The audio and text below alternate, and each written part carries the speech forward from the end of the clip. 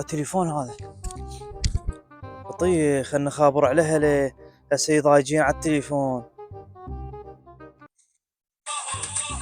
هذا يا ودق، هذا ابن محيسين. الو، هاي يا يما محيسين، شو تريد؟ حجي، لا حجي، انا مو محيسين. انا هذا التليفون لقيته هنا وقلت خلنا ندق عليك وما لقيت بس رقميك. يا يما يعني انت مو محيسين؟ رحم الله والديك يا يما، هسه خابر محيسين خليه ياخذ من عندك تليفون، مو تروح ظل مكانه. لا حجي صديق شريف تدلين حجي، صار بالخدمه انا راح تاني هنا. يلا تي ماله.